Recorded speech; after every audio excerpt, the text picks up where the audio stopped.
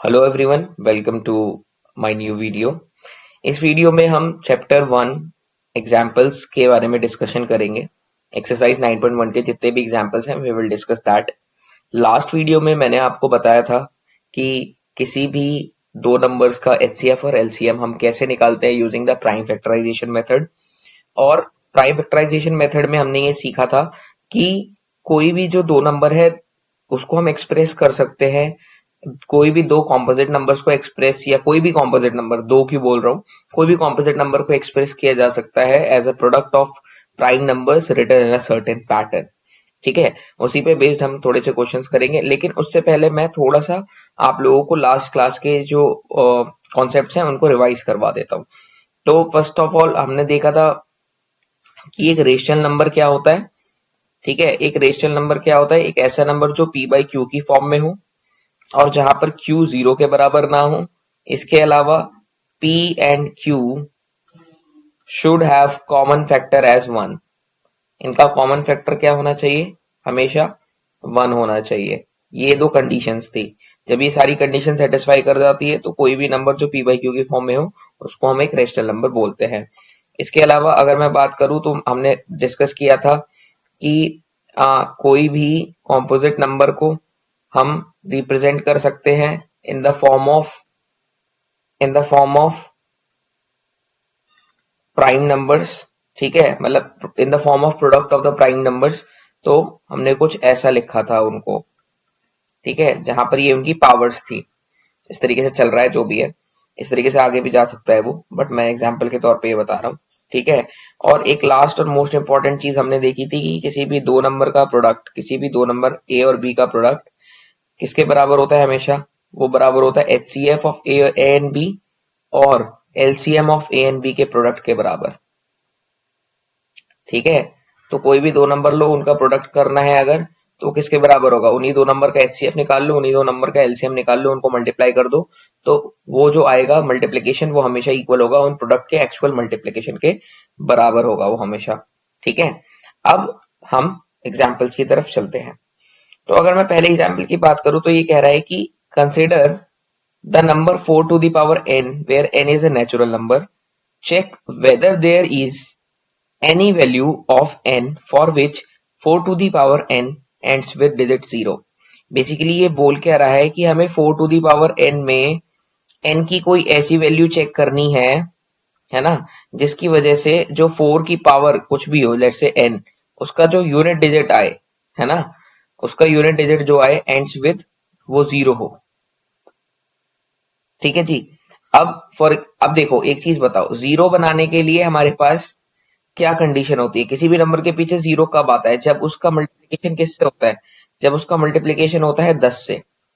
और 10 को अगर मैं प्राइम फैक्टर्स के टर्म में लिखूं तो 2 और 5, मतलब किसी भी कॉम्पोजिट नंबर में, देखो मैं आपको एग्जैक्ट वर्ड बाय वर्ड कैसे सॉल्व करना है वो नहीं बताऊंगा, मैं आपको कॉन्सेप्ट बताऊंगा। ठीक है, बाकी इंग्लिश आप सभी लिख सकते हो या हिंदी आप सभी लिख सकते हो, इंग्लिश से हिंदी बना सकते हो कि भाई कॉम्पोजिट नंबर विल ऑलवेज, या फिर a number will always ends with 0 when there will be a prime factorization of 2 and 5 available in that number। तो आप सब कुछ कर सकते हो, मैं आपको बस एक कॉन्सेप्ट बता रहा हूँ। कॉन्सेप्ट पे ध्यान देना ज्यादा जरूरी है। English to Hindi, Hindi to English, given and this and that सब लिख लेते हैं। ठीक है, तो अगर मैं कॉम्पोजिट नंबर की बात करूं, कोई भी कॉम्पोजिट नंबर के पीछे यूनिट डिजिट उसका 0 कब आएगा? उसका यूनिट डिजिट 0 तब आएगा जब उसमें 2 और 5 के प्राइम फैक्टर्स अवेलेबल, क्या हो? 2 और 5 के प्राइम फैक्टर्स अवेलेबल हो, है ना। अच्छा, तो अगर मैं 4 टू दी पावर n की बात करता हूं, तो इसको मैं अगर प्राइम फैक्टर्स के टर्म में लिखूं, आप अभी n को भूल जाइए, इसको क्या लिख सकता हूं मैं? 2 की पावर 2, है ना, और इसका मेन पावर क्या है? n। ठीक है, और पावर, अगर देखो पावर की पावर रहती है तो वो मल्टीप्लाई हो जाती है, बेसिकली ये क्या आ गया? 2 टू दी पावर 2n। सही बात है। और अगर आप देखिए तो इसमें 2 तो, और मैंने 10 के लिए क्या बताया? अगर 10 मतलब 0 चाहिए तो 2 और 5 के प्राइम फैक्टर होने चाहिए, बट क्या यहाँ पर 5 का प्राइम फैक्टर अवेलेबल है? 5 का प्राइम फैक्टर यहाँ अवेलेबल नहीं है। तो it is quite obvious if the prime factor of 5 is not available and the prime factor of 2 is only available, तो 4 to the power n कभी भी जो है वो 0 से एंड नहीं होगा। समझ आई आपको बात? Conceptual clarity is the most important thing. तो हम बेसिकली क्या देखते हैं, अगर कोई भी यूनिट डिजिट को हम मतलब किसी भी नंबर को पूछेगा कोई भी हमसे कि क्या इसके किसी भी पावर में एंड में 0 आएगा, तो हम क्या चेक करेंगे, हम चेक करेंगे उस क्या वो नंबर का अगर हम प्राइम फैक्टराइजेशन करते हैं तो क्या मुझे 2 और 5 का पेयर मिल रहा है क्या। अगर 2 और 5 का पेयर मिल जाता है तो ऑब्वियसली उसमें कोई ना कोई एक डिजिट ऐसी होगी या उसका एक कोई वैल्यू ऐसा आएगा किसी पावर पे जहां पर वो नंबर जो है ना, वो उसका यूनिट डिजिट 0 देगा। फॉर एग्जाम्पल अगर मैं बात करता हूं लेट से 5 की पावर n की बात करता हूं, है ना। या फिर इसको 5 की पावर n नहीं लिखते, हाँ इसको लिखते हैं 30 की पावर n। ठीक है, 30 की पावर n लिखते हैं। वैसे तो यहाँ साफ साफ दिख रहा है, ऑब्वियसली होगा क्योंकि 30 में खुद एक 0 है तो इसकी कोई भी पावर उसमें 0 आएगा ही आएगा। लेकिन मैं इसको 2 और 5 में कैसे सॉल्व कर सकता हूँ वो देखो, क्या लिख सकता हूँ, 2 गुणे 15, है ना। अगर मैं 30 का प्राइम फैक्टराइजेशन करता हूँ और 15 को क्या लिखूंगा, 3 गुणे 5। तो अगर आप देखोगे तो 2 इंटू 3 इंटू 5, है ना, कि होल पावर n चल रहा है ये मामला। तो यहाँ पे 2 का भी मल्टीपल है और यहाँ पर 5 का भी मल्टीपल है। तो 2 5 से क्या होता है, 10 होता है। तो ऑब्वियसली इसमें ऐसे डिजिट्स होंगे जिसके यूनिट डिजिट क्या होंगे, 0 होंगे। 30 की पावर n में ऐसे डिजिट्स हमें मिलेंगे जिसकी यूनिट डिजिट क्या होगी, 0 होगी। समझ आया कॉन्सेप्ट, समझ आया स्टेप? ठीक है, अब हम मूव करते हैं नेक्स्ट क्वेश्चन की तरफ। दूसरा क्वेश्चन क्या कह रहा है कि find the LCM and HCF of 6 and 20 by prime factorization method. बहुत आसान है। 6 को प्राइम फैक्टर्स में कैसे लिखेंगे, 2 इंटू 3 मतलब 2 की पावर 1, 3 की पावर 1। 20 को कैसे लिखेंगे, 2 गुणे 10, तरीका बताया था ना, याद है, 2 गुणे 5। दोनों प्राइम नंबर मिल गए, यहीं रुक जाओ। 2 की टोटल पावर कितनी हो गई, 2। 5 की टोटल पावर कितनी हो गई, 1। सही बात है। अगर मैं एलसीएम की बात करूं, एलसीएम मैंने क्या बताया था, एलसीएम याद करो, अगर मैंने बताया था तुम्हें कि ऑल प्राइम फैक्टर्स ले लो, ऑल प्राइम फैक्टर्स का प्रोडक्ट जो दोनों में आ रहे हैं, जो दोनों नंबर्स के सारे प्राइम फैक्टर्स आए हैं विद देयर हाईएस्ट पावर, सारे प्राइम फैक्टर्स का product with their highest power. ठीक है, तो अगर मैं यहाँ पे सारे प्राइम फैक्टर्स देखूं तो कौन कौन से आ रहे हैं, 2, 3, 5। 2 की हाईएस्ट पावर कितनी है, 2। 3 की हाईएस्ट पावर कितनी है, 1। 5 की हाईएस्ट पावर कितनी है, 1। तो ये कितना हो गया, 2 का स्क्वायर 4, 4 तिया 12, 12 पंजे 60, 60। समझ आई बात एलसीएम के लिए? ठीक है, एचसीएफ के लिए अगर हम देखें, एचसीएफ के लिए मैंने बोला था कॉमन फैक्टर्स, सारे प्राइम फैक्टर नहीं, कॉमन फैक्टर जो दोनों में कॉमन आ रहे हो, common factors with their lowest power, with their least power in common. जो उनकी लीस्ट पावर होगी कॉमन, वो हम पिक करेंगे उनका मल्टीप्लीकेशन। तो देखो भाई क्या क्या कॉमन है इसमें, 2 3 2 5। यहां पर सिर्फ 2 कॉमन है क्योंकि 3 इसमें नहीं है और 5 ऊपर वाले में नहीं है, तो 2 कॉमन है, 2 इसमें भी है, 2 इसमें भी है। और लीस्ट पावर कितनी है, 2 की पावर 1। तो हमने क्या ले लिया, इसका एलसीएम क्या, मतलब इसका एचसीएफ क्या आ गया, 2।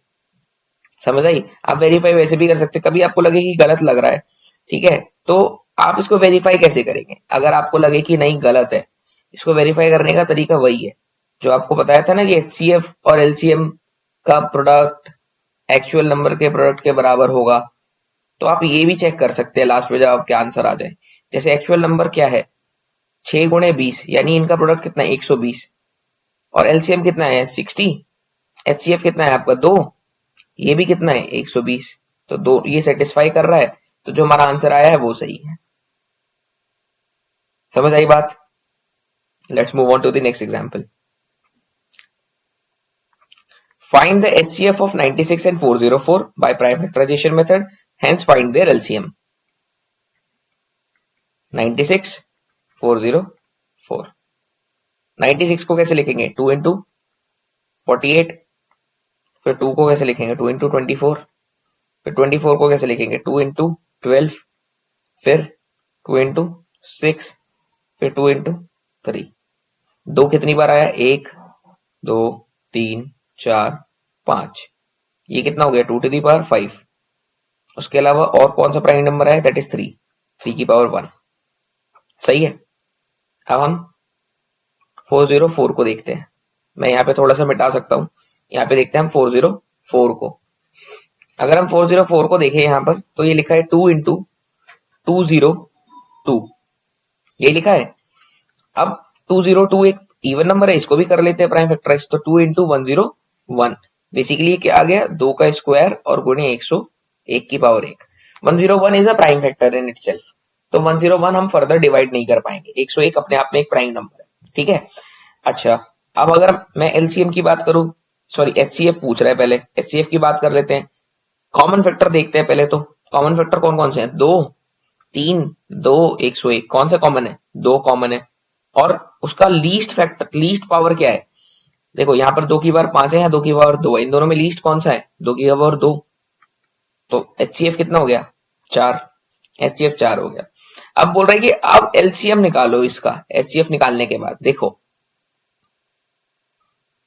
इसमें बेसिकली क्या बोल रहा है, अगर आपसे ये बोलता है ना find HCF and LCM using prime factorization, तो हम दोनों प्राइम फैक्टराइजेशन से निकाल देते, लेकिन इसने सिर्फ एचसीएफ की बात करी प्राइम फैक्टराइजेशन से। एलसीएम के लिए बोल रहा है कि एलसीएम निकालो, इसने ये नहीं बोला प्राइम फैक्टराइजेशन से। तो यहाँ पर ये हमसे ये प्रॉपर्टी जो थी ना, HCF into LCM is equal to A into B, इसकी उम्मीद कर रहा है, क्योंकि अगर ये एलसीएम बोलता प्राइम फैक्टराइजेशन से निकालो तो same method would have been used, but यहां पर ये बोला एलसीएम निकालो। सो द क्वेश्चन जिसने फ्रेम किया है, that person is expecting us to use this property, है ना। तो हम यूज कर लेते हैं भाई, एक्सपेक्ट कर रहा है तो उसकी एक्सपेक्टेशन पे खड़े उतरते हैं। तो 4 into LCM is equal to A into B. What is A into B, 96 into 404, 96 into 404। अब हम इसको काट देंगे 4 से, ये कितना आ गया, 101। अब एलसीएम कितना आ गया, 101 इंटू 96, तो 101 इंटू 96 कर लेते हैं भाई, 606 इंटू 909 9696 कितना आ गया, 9696। समझ आई बात। एचसीएफ कितना आया था, 4। बहुत इजी क्वेश्चंस हैं, अगर दिमाग से करोगे बहुत आसान है। Let's move on to the next part. Last question है एग्जांपल्स के लिए, इसके बाद मैं एक्सरसाइज 9.1 के सॉल्यूशंस लेके आऊंगा नेक्स्ट वीडियो के लिए, नेक्स्ट वीडियो में, और फिर हम उस पर डिस्कशन करेंगे। वैसे आप लोगों से रिक्वेस्ट है कि जो भी ये वीडियो देख रहे हैं, अगर उनको समझ आ रहा है तो please solve 9.1 exercise by their own, और खुद से करो सॉल्व। और अगर वो एक बार आप सॉल्व कर ले तो फिर उसमें जो भी मैं सॉल्यूशंस लाऊंगा, उसमें अगर किसी पर्टिकुलर क्वेश्चन में डाउट है तो आप सॉल्यूशन से वेरीफाई कर सकते हो। बट उससे पहले मैं एक्सपेक्ट करूंगा कि आप एक बार एग्जांपल्स फिर से बनाओ सारे खुद से, है ना, और उसके बाद वो सॉल्यूशंस को 9.1 को खुद सॉल्व करो। और अगर उसमें फिर कोई इशू आता है तो वीडियो को रेफर करो, और वीडियो वैसे देखो भाई, है ना, लेकिन स्टिक टू वीडियो नहीं रहना है, ठीक है। आपको सिर्फ उन क्वेश्चंस को देखना है जिसमें आपको इशू आया, ठीक है। अब now let's move on to the next example. HCF and LCM निकालना है हमें using the prime factorization method. अब देखो ये क्वेश्चन जो है ना, ये पिछले वाले से अलग है। इसमें इसने बोला एचसीएफ निकालो प्राइम फैक्टराइजेशन से, फिर एलसीएम निकालो, तो हमने ये प्रॉपर्टी यूज करी एलसीएम के लिए। लेकिन इसमें खुद ही बोल दिया साफ साफ यहाँ पे दोनों के लिए कि भाई दोनों निकाल दो प्राइम फैक्टराइजेशन से, ठीक है भैया, जैसे आप कहें। तो मैं पहले 6 के लिए लिख लेता हूँ 2 इंटू 3, यानी 2 की पावर 1, 3 की पावर 1। 72 के लिए लिख लेते हैं, 72 के लिए कैसे लिखेंगे, 2 इंटू 36, 2 इंटू 18, 2 इंटू 9, और 9 के लिए 3 इंटू 3। तो यहाँ पे कितना आया, 1 2 3, 2 तो 3 बार आया और 3 आया 2 बार, ठीक है जी। और लास्ट नंबर मेरे पे बचता है 120, 120। अच्छा, तो इसको मैं पहले 12 इंटू 10 लिख देता हूँ, फिर 12 को लिख लेता हूँ 2 का स्क्वायर इंटू 3, क्योंकि 2 का स्क्वायर इंटू 3, और 10 को क्या लिख सकते हैं, 2 इंटू 5। तो टोटल क्या है, 2 की पावर 3, 3 की पावर 1, और 5 की पावर 1, ठीक है। ये हमारे पास जो है प्राइम फैक्टराइजेशन सारे निकल गए। अब हम बात करते हैं एलसीएम की। एलसीएम में कॉमन फैक्टर देखने हैं सभी में नहीं, कॉमन फैक्टर कह रहा हूं सारे फैक्टर्स। तो कौन कौन से फैक्टर्स आए हुए हैं? 2 आया हुआ है, 3 आया हुआ है, यहाँ पर भी 2 और 3 है, और यहाँ पर क्या है 2 3 और 5 है, यहाँ 2 3 है, यहाँ भी 2 3 है, यहाँ 2 3 और 5 है, तो टोटल मतलब क्या है 2 3 5। अब हाईएस्ट पावर देखनी है, तो भैया 2 की हाईएस्ट पावर 3 है, देखो 3 3 1, तो क्या है 3, 3 की हाईएस्ट पावर है 2, 3 की हाईएस्ट पावर है 2, 2 ले लिया, 5 की हाईएस्ट पावर है 1, तो क्या हो गया आंसर 2 का क्यूब 8, 3 का स्क्वायर 9, 5, 8 9 जा 72, 72 into 5 is 360। सही है, 360 इज एलसीएम। अब हम एचसीएफ पे आ जाते हैं। एचसीएफ में क्या लेते हैं? Common factors, common factor least power के साथ मल्टीप्लाई, है ना। अब आते हैं, तो लीस्ट पावर कितनी है? कॉमन फैक्टर कौन कौन से? 2 3, 2 3 5 और 2 3। तो भाई कॉमन फैक्टर है सिर्फ 2 और 3, क्योंकि 5 सब में नहीं है। और लीस्ट पावर कितनी है? 1 और 1, तो 1 1 लिख दिया, यानी 6। आई होप ये वीडियो आपको पसंद आई हो। दोबारा अगर समझ नहीं आया कोई भी क्वेश्चन दोबारा देखो, ठीक है। एलसीएम के लिए हम सारे फैक्टर्स लेते हैं with their highest power and उनका मल्टीप्लिकेशन। एचसीएफ के लिए we take only common factor, जो सारे नंबर्स के प्राइम फैक्टराइजेशन में कॉमन मिलते हैं हमको, और उनकी हम लीस्ट पावर लेके मल्टीप्लाई कर देते हैं, ठीक है। और कोई भी नंबर का यूनिट डिजिट अगर 0 से एंड होता है तो उसमें उसके प्राइम फैक्टराइजेशन में हमारे पास 2 और 5 एज अ पेयर अवेलेबल होने चाहिए। अगर इनमें से कोई एक ही अवेलेबल है तो कभी भी उस नंबर की कोई भी पावर ले लो, उसका कभी भी जो वो आएगा ना, नंबर जो नंबर मिलेगा उसकी पावर को सॉल्व करके, उसका यूनिट डिजिट कभी भी 0 नहीं आएगा अगर उसमें 2 और 5 का पेयर अवेलेबल नहीं है उसके प्राइम फैक्टराइजेशन में। तो आई होप वीडियो आपको क्लियर हुई होगी, and thank you so much for being with me in this video. Video को देखने के लिए बहुत बहुत धन्यवाद। अगर आपको वीडियोस पसंद आ रही हैं तो वीडियो को शेयर करें, लाइक करें और चैनल को सब्सक्राइब जरूर करें। Thank you so much.